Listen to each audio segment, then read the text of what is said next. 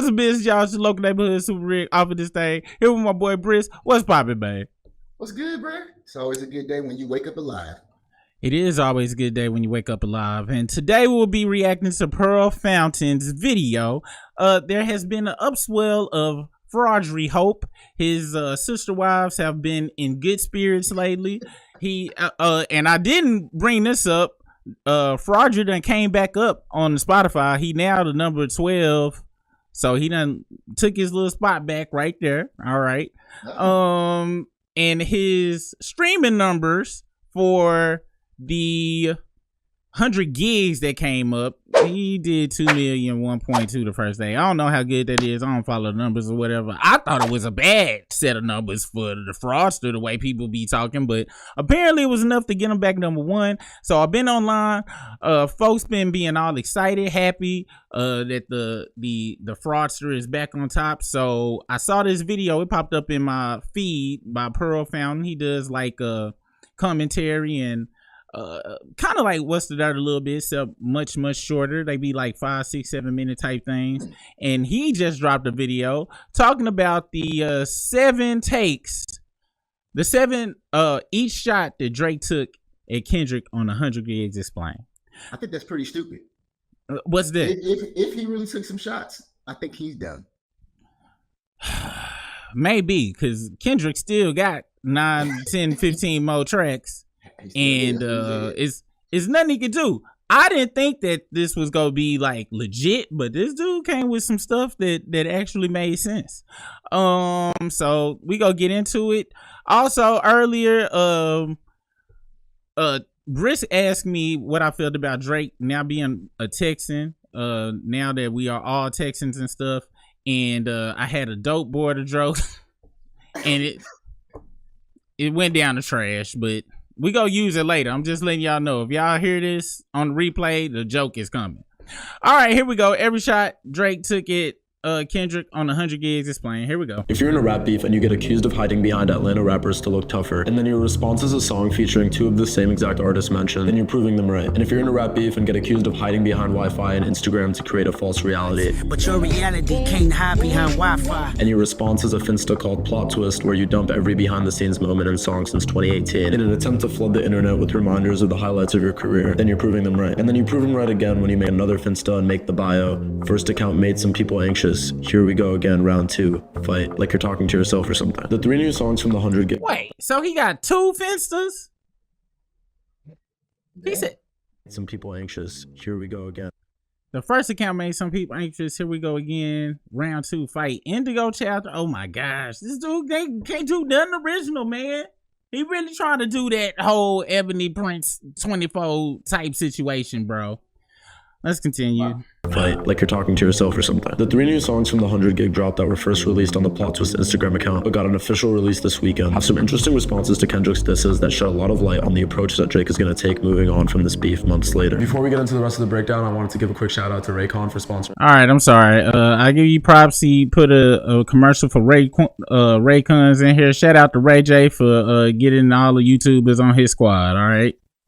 That being said, yo, shout out Area Smoke. The Afrobeat song Blue Green Red has a diss at Mustard, did I run like 10? taunting Mustard for having his latest album flop by name-dropping his label 10 Summers. But the song is also a way of responding to Meet the Grams without bringing up Kendrick again, and possibly also accepting some responsibility for some of the claims that were made about his character. That diss was structured as letters to different members of Drake's family, with the second directed to his mother and father, half blaming and half warning them about the son that they raised, from his gambling and drinking problems to more serious accusations of abuse by him and OVO. Dear Sandra, your son got some habits. I hope you don't undermine them. Drake builds off this idea in the first verse of the song, telling the world to write a new letter to his mother. Please write my mother and tell her, admitting to falling back into his old drinking habits, now I'm back drinking again, and leaving the city for peace of mind. I got away from the city.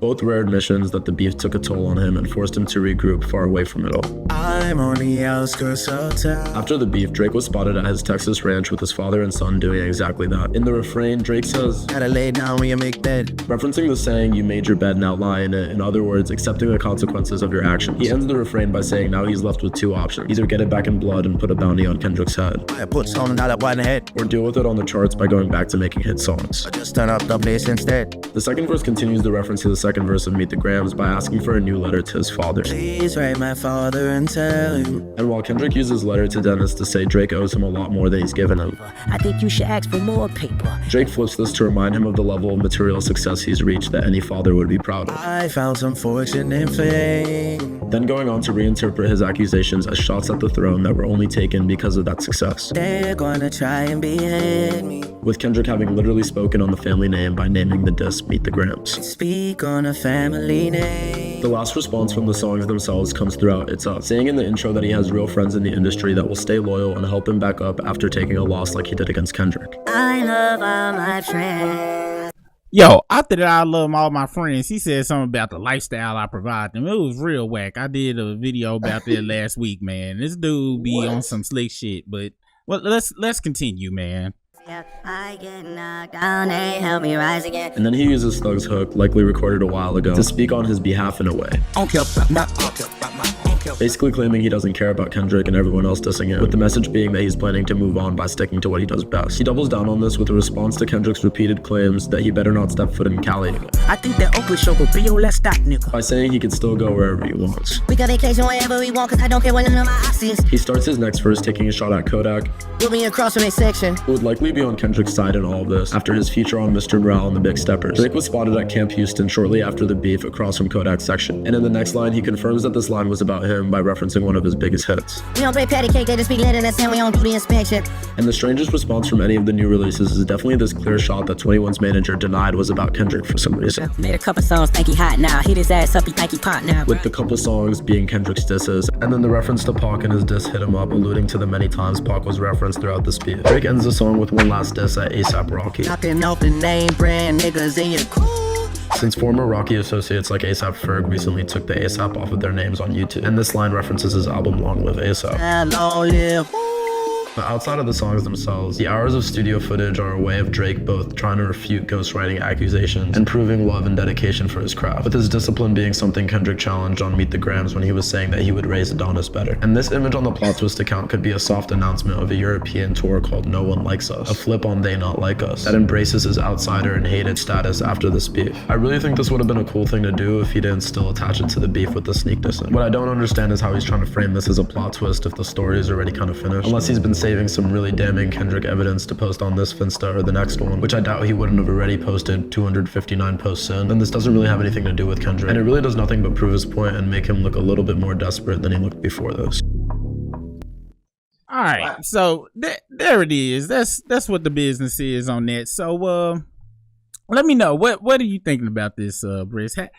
Everything sounded like it was a response. He plugged in what he said to the exact Kendrick lyrics. So how you feel about this? If this was the 3-pack was the diss, how you rating it? How you feel about it? Well, I think if it was a diss, I think it was trash, because if you don't call out the name, it's a trash diss. If it was a sneak disc, then like I said, I think it was trash. Because if you just got heated up like how he got heated up, you got to come back and say some names, bro. Even though it definitely do sound like he is referencing that stuff. It definitely sounds like this is pretty accurate. This is what's the dirt level types of, plugging stuff together. It was only one thing I thought might have been reachable, and I can't even remember what it was right now. But for the most part, let's go with the angle that this is truly a diss. And I totally 100% agree with you. Why you still sneak dissing when a whole song was made about you, named your homeboys, songs that named your mamas and daddy by name, your kids by name, and you coming back with your horrible voice? That dude cannot sing. He has the most cringiest, horriblest voice ever, and you don't use it to. This was the perfect time to show I'm a G, not just because I got money, but I'm a G on the inside, just on some respect stuff. But we already knew what fraudulent was. We already knew what Fraudry was on the Hard Part 6 though. He don't got it in him to just name a name.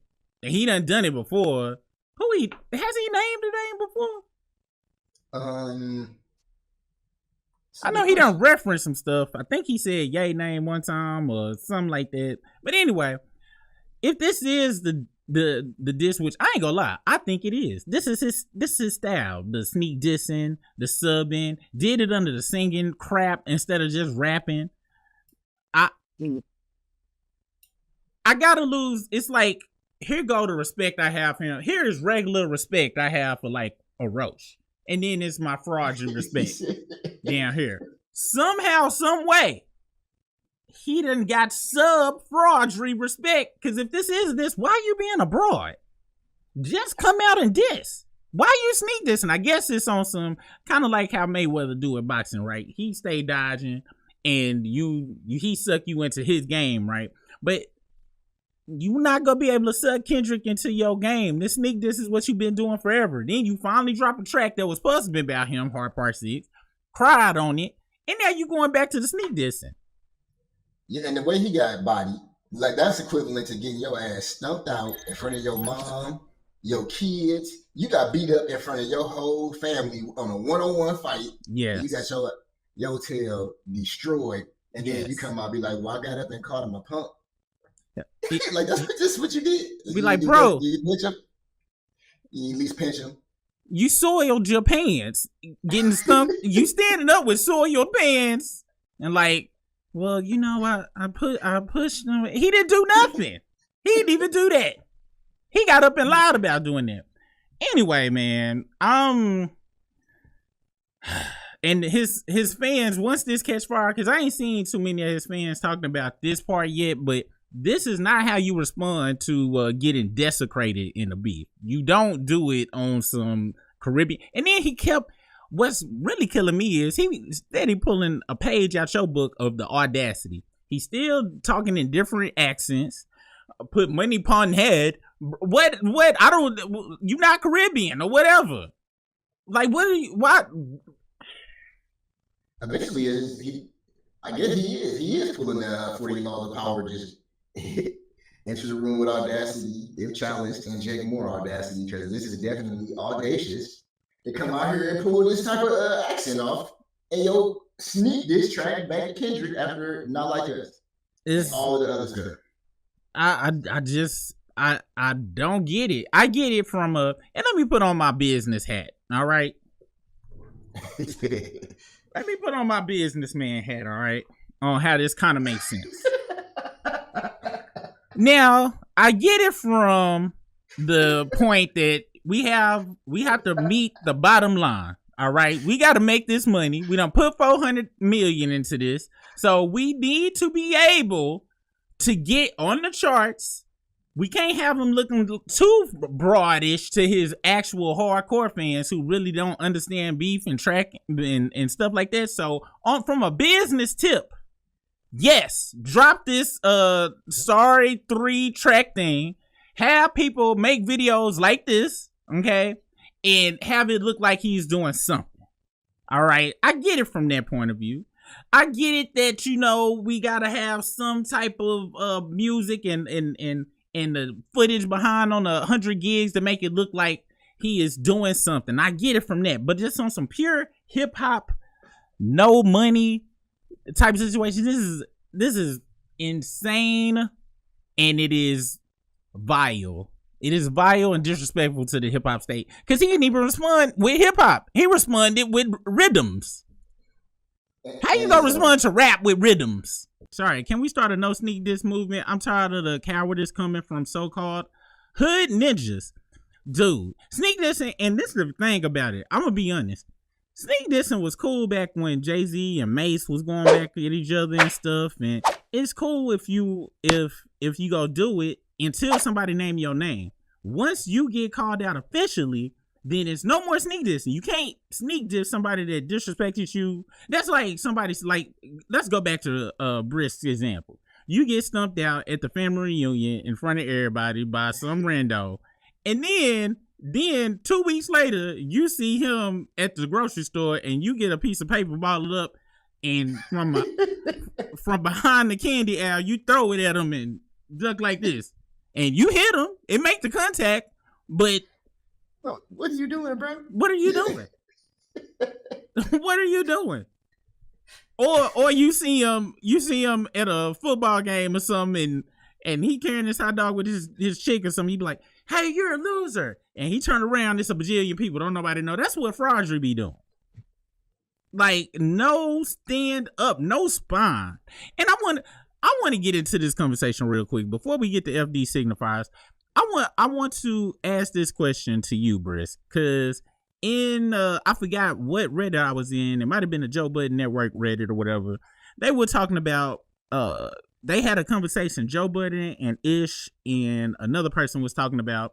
Joe was basically saying Fraudry is not gangster, so he should not be talking gangster. And Ish then response was, well, he been hanging with gangsters for so long and he got so much money, he be making these calls. Maybe he has transformed into that. And my thought process on it is, well, before I go into my thought process, what's your thought process of that? You was a lame dude. You start moving around with sharks. Now that you moving around with sharks, you was a flounder. Now you moving around sharks. Can you transform into a shark from being a flounder once you be with the sharks all the time? I don't think so. The only way you can become a gangster, you got to put in work. All right, your own work, on hands-on work is what you saying. So making calls and dispatching and outsourcing the work, that don't count. Nope, especially if you started off as a flounder. Now, if you was an OG and then you at the point now where you just make calls because you already put in enough work and you got your respect, that's a whole different ball game. But if you get somebody who got breaded up and you just got all this power because of the music industry and you out here making these calls, you cannot consider yourself a gangster. And I totally agree with you. You cannot, just because you now have a force field around you, start putting out calls and then you be the real person. Because at the end of the day, what happens when somebody catch you slipping one-on-one? If you get caught slipping one-on-one, what's gonna happen then? Are you a G then? When you can't call?